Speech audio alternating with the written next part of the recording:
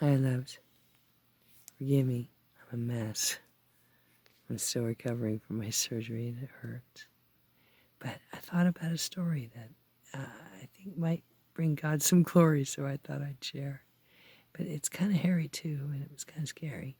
But I'll share it, and I'll try to do it in Skippy. And I didn't want to. I didn't want to lose it. So it's a story when I was in Southern California with my two babies, Jacob and Luke. They were 2 years apart.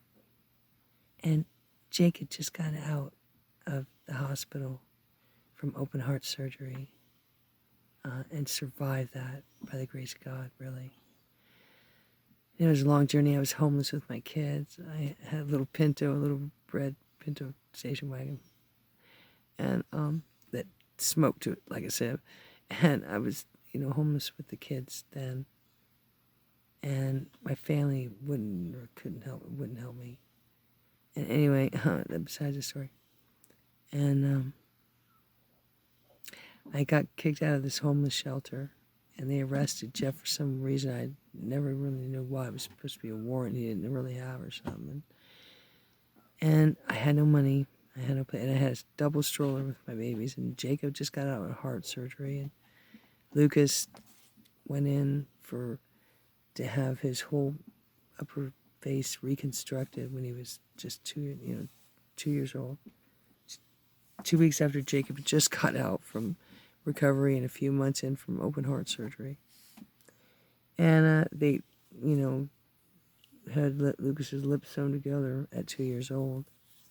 It was awful trying to feed him and, help him not cry and break it open. But anyway, I was really, I was homeless at the time. They kicked us out, kicked kids out of the shelter because it's Warren, I guess, Jeff had. And so I had no car, no money, no where to go with these two sick babies in Santa Ana, California. And but I had my Bible. That's kind of the cool part. I had my Bible. I had just when they had sandwiches for the kids, little Sam, peanut butter and jelly. I could get that in Luke's mouth. He could eat peanut butter and jelly. And so anyway, so I had, I was prepped. I packed exactly what I needed, and threw all my stuff in this guy's car who offered to give me a ride. I kind of knew him, and he said maybe I could help you find a place to stay. I don't know, but let's go try anyway. So we went in his car, and I'm sitting in this parking lot. He goes, I'll leave you in the car with the kids, and I'll go see if I can help you find a place to stay somewhere. I know you got no money, and oh God. So anyway, trippy story. I haven't thought about it in a long time. I just remembered it. But anyway, so I'm sitting there in the car, and it's taking forever. And I'm going, man, the cops are going to find me in my car with my kids. And they're going to want to know why I'm hanging in this parking lot. Not being able to, I know my neck is hurting, sorry. They're going to want to know, why you're sitting in this parking lot with these two kids, and you're homeless. And so I got scared, and there was a Burger King across the way. Now, in Southern California in this day, the Burger Kings had big screen TVs and, and you could go and hang out, a bit. And I'm thinking, well, I could sit here like a sitting duck and wait for the cops to show up. Or I could go over to that Burger King and just kind of hang out and see if this guy shows up. I left a note in the car for him. And I broke out the double stroller and the babies and got them loaded up and had my Bible right on top. It was one of those big double strollers, so it had a big wing on it, and so to say, a visor. And I stuck my Bible right on top of that thing. And I went over to Burger King and I said, gosh, I have no money. What am I going to do? I have not a dime to my name to even buy a soda to be able to stay. You got to kind of buy something if you want to hang out there, unless they're going to call you homeless if you go in with nothing and buy nothing. So I'm like, God, what am I going to do? I don't even have $1 in my name. And my brother David ripped me off for $100 I needed, and he wouldn't send it to me, to tell the truth. When I was in that shelter, he came to visit me.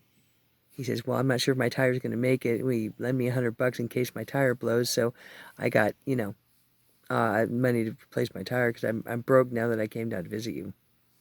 So I took the $100 bill that I had out of my account and lent it to my brother David. And then when this happened, I called him. I said, David, I need that $100. I lent it to you. Did you need it? No. Did you get a tire? No. He said, please send it to me. I'm homeless on the street with my babies. Nah.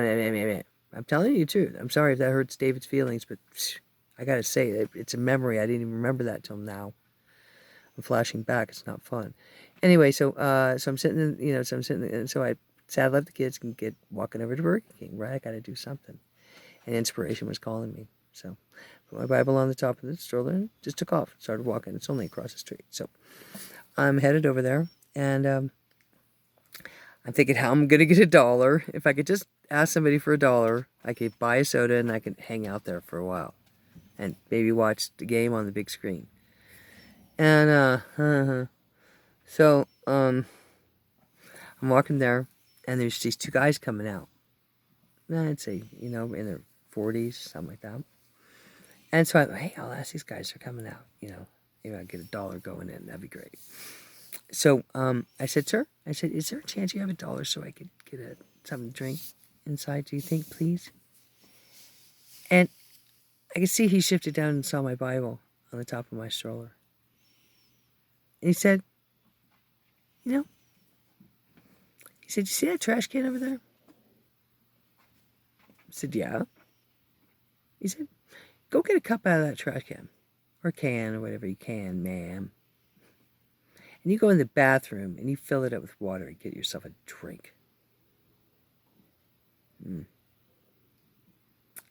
And I could have spit in that dude's face if I wanted to. He did deserve it. It was kind of a do to do. I'd agree, wouldn't you? Yeah. So I said, God bless you anyway. I said, I just thought I'd ask. So I'm like, yeah. He said, what did you say to me? I said, well, God bless you anyway. I just thought I'd ask. I'll go in here, and I'm sure that I ask him some water, they'll give it to me, and they'll take care of me. No worries. You just buzz off, fucker. I have faith. So I ignore him, and I keep walking on. Shine a little light on, And he comes up behind me. No, they won't. They won't give you nothing. They won't give you nothing. They will just leave you. They'll kick you out and they won't give you nothing. And yeah, whatever. Flick, dick. Sorry if that was bad. Anyway. God bless you anyway. You go your way. I'll go mine. So anyway, and I walk up to the little dad, the little checkout, to order my little thing, and I said, can you please do me a favor, please? You're loved. Could I just get a glass of water and hang out for a few minutes? And my babies and read my Bible, please, just for a little while. Okay, just some water would be great. They said, sure, love. Here's a nice tall glass. Take your time. I said, you're mighty fine. Thank you very much. And I went around the corner and I planted my butts. And I opened my Bible, my Bible, basic instructions before leaving Earth. And as I'm reading my basic instructions before leaving Earth, there was a party going on, a big screen, a basketball game, righteous, the golden, the Golden Warriors, yeah. And the game's going to Magic Johnson. Oh, God, he was on fire then. So anyway, he was Magic, that's for certainty. And I think he is Jin, maybe. I don't know. Anyway, so, yeah. So, yeah. So, hey, and they had smokes, and I smoked then. Oh, yeah, they're smoking of it. You could smoke in California then, Burger Kings or anywhere you went. Kind of chitty how they made that go away. Anyway, so they're having a party over there watching the game. I'm like, I'm in the right place. I knew. I had to put that guy in his place. Yeah. So I walked over to, and the babies are sleeping. They're nice at peace because I was reading them the Bible, And And they always slept when I read them the Bible. So, yeah, so I just kind of moseyed over there, real quiet, like, and the babies are right there, you know, they're right inside. They ain't going away. They're totally good. I said, hey, man, who's winning, man? Hey, come on, join us, man. Have a seat, man. You're in good company here. You're a great company. No worries, dear. It was magnificent. Only God could do that stuff, honey. I give him all the credit. Not just, what did you say? Yeah, only God could create that. So, I sit down and we just hit it off. We had a great time. Had smokes, had Burger King, had the game. I was blessed abundantly because of my faith. Yeah. I didn't let that fucker get in my face.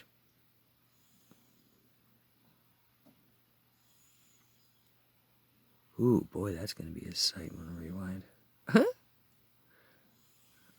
Yeah, because my frequency kind of did something to me. It did. Oh, it hurts the most. It hurts. The frequency, it does. My neck hurts. That's bad.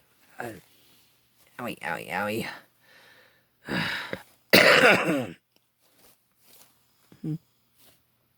Anyway, so, the moral of the laurel, or the story of the Lori, is, even in the darkest jizz, you can still shine a light.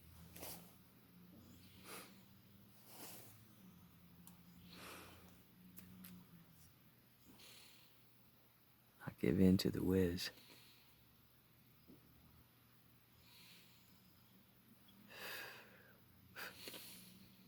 Yeah.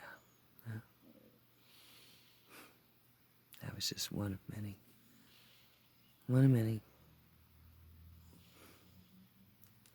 Who doth offend me. Or try to anyway, or challenge me. But you see,